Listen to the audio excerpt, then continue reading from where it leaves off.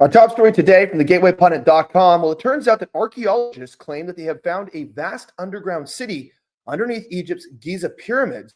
We're talking about this story and so much more here on the Gateway Pundits Weekend Review.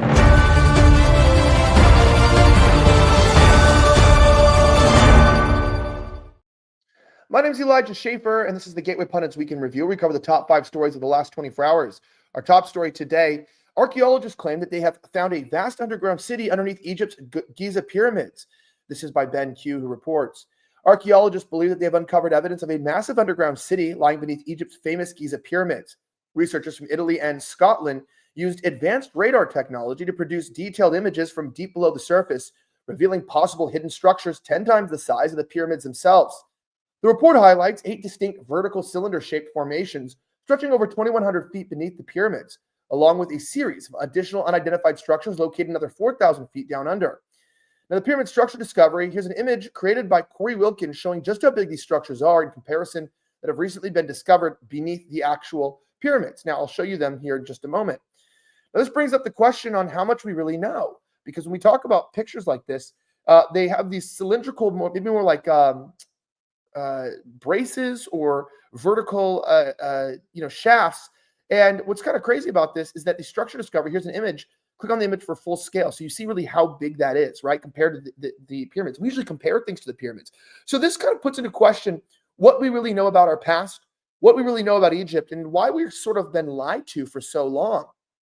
Now, that being said, I want to talk to you guys about something really important. Now, everybody here knows that there is something that we have in our house every day. It is, of course, olive oil. But one of the main things that you have to realize is that there's more to olive oil than just what's in the pantry. We've teamed up with Gundry MD to uncover a pantry staple. It's more than just a cooking ingredient. It's olive oil, and it's one of the healthiest foods on earth. Dr. Stephen Gundry, a leading cardiothoracic surgeon and nutrition guru, advocates for olive oil not just for your kitchen, but for your beauty and health regimen too.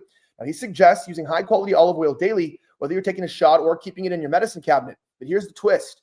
Not all olive oils are equal. With so many brands out there, how do you know which one truly benefits your health? Well, Dr. Gundry has researched this extensively, and his findings have gone viral. He's here to guide you through the maze of olive oil selections. Watch his eye-opening video now at getolive1.com/pundit. That's GETOLIVE, one.com/pundit. The link's on the screen here and in the description. Check it out how the right olive oil can transform your health. Go to getolive1.com/pundit today. Now, that being said, in other news, it turns out Pete Hegseth crushes Crazed Biden judge in response to her order, forcing Pentagon to allow transgender troops. Defense Secretary Pete Hegseth absolutely crushed a federal judge in response to her order, forcing the Pentagon to allow transgender troops. In January, President Trump signed the Restoring America's Fighting Force Executive Order and the Prioritizing Military Excellence and Readiness Executive Orders, which direct every element of the U.S. military to operate free from any preference based on race or sex, and root out gender insanity and made up pronoun usage, respectively. Earlier this week, Judge Ana Reyes, a Biden appointee from Uruguay, issued a temporary nationwide injunction blocking Trump's transgender military ban. The DOJ attorneys were back in court on Friday, asking Judge Reyes to dissolve her injunction. The Trump administration on Friday updated its policy on troops with gender dysphoria, asked Judge Reyes to dissolve her preliminary injunction. The activist judge blasted the DOJ lawyers and asked them if they knew much about the military and how much they spent on Viagra every year compared to gender dysphoria treatment. This has nothing to do with combat readiness. The judge already made up her mind and issued an injunction earlier this week. Judge Reyes immediately called a hearing on Friday and used it as an opportunity to shut out DOJ lawyers. Obviously, her mind is already made up. She used Friday's hearing as an opportunity to shout at DOJ lawyers. On Saturday, Secretary Hegseth destroyed Judge Reyes in a viral post on X. Since Judge Reyes is now a top military planner, today can report to Fort Benning at 0600 to instruct our Army Rangers on how to execute high-value target raids. After that, Commander Reyes can dispatch to Fort Bragg to train our Green Berets on counterinsurgency warfare, Secretary Hegseth said, mocking the judge. Now, obviously, he ended up putting up a video showing what the military does and asking, maybe the judge is not ready for that, as what he was telling them is just, look, this person doesn't get it, and they don't know what's going on.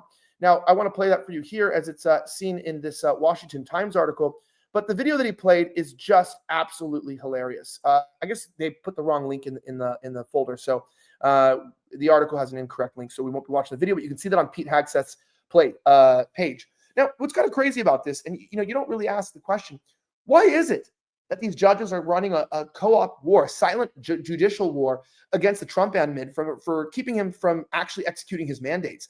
He was given a job by the people to do great things for our country. And some of those are keeping us protected from our enemies, which of course we've made a lot of over the past several decades for basically no other reason than maybe, foreign interests in our nation. But for the most part, our military is nonpartisan and they just want to protect you and me. Our troops are a blessing to our country. And the fact that we would put people who are mentally ill intentionally in the line of fire, I wouldn't trust that. And I don't think you would either. Now, that being said, it also turns out that former White House advisor Trump to release $150 trillion endowment. It turns out that on the surface, it seems ordinary. But what if I told you it's worth $150 trillion? What makes this map as so special? Well, you'll see it points the way to a 15-figure fortune held by the federal government. We were shown this map by former presidential advisor Jim Rickards, one of the most politically connected men in America. Rickards has spent his 50-year career in the innermost circles of the U.S. government and banking, and he believes that Trump could soon release this frozen asset to the public. He says when it happens, it could alter the course of America forever. Now, Jim calls stash of frozen assets our national endowment for good reason. If you divide this figure by the number of households in America, each family would receive $1.1 million. But something even more spectacular is bound to happen, and those who know what to expect could make a potential fortune. Now, it goes on to explain here that there's more you can see on thegatewaypundit.com. But if you want to know more about that map, I encourage you to check it up as well, because here's a picture of it. It's pretty remarkable, and there it is. What does this actually mean? So we will see exactly what happens later. When you check out the original website, thegatewaypundit.com, click the article, and you can read it there. Now, that being said, it also turns out that desperate for peace, Congo's president offers Trump control of $24 trillion in minerals to bring peace in the region. Well, it turns out the president of the Democratic Republic of the Congo, Felix Tshisekedi, I don't know if that's how you say it, but it might be.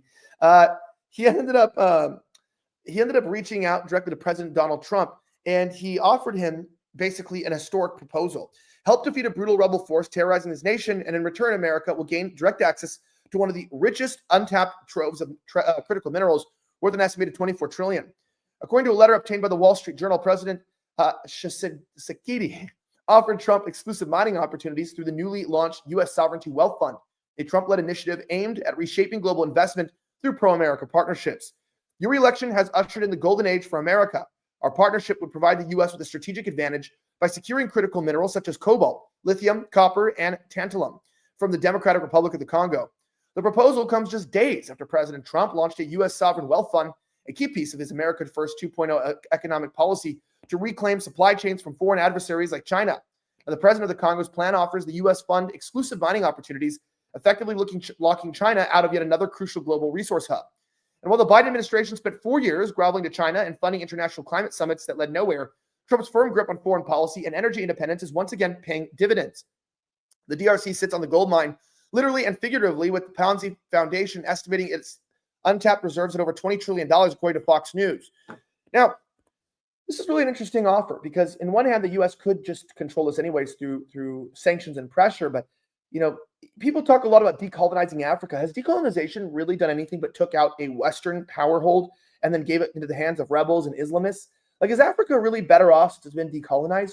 What about Rhodesia? Is Rhodesia better off than Zimbabwe? Is Johannesburg better now that apartheid's ended in South Africa? Are the Afrikaners even better off? Are the South African blacks better off? I don't think so. So, we've been told a story that colonization is evil, but I don't know. As Matt Walsh pointed out, there was over 80,000 prisoners that were human sacrificed by the Aztecs in just a few days. They were delimbed and their hearts were ripped out in a dedication of a new temple. White people are really not the enemy of the world. Western nations are not the end of all be all. And I think we need to come back and think a little bit about who we are and why we continue to demonize our own collective shared history. There's got to be more to the discussion here on, when we left Africa. We haven't really left, but the French are still there. We're still there a little bit. And, the Belgians are probably still there and the Dutch, right? But for the most part, we've left. And I think that the much worse adversaries have taken over. So really, it's not much of a better deal at all. Now, that being said, I don't know if you've ever seen Chuck Norris, but he is kicking butt. And that's because he changed just one thing in his life. And he's gained over 30 years of energy. Basically, he feels like he's in his 50s, even though he's in his 80s. And his wife, she feels way younger too.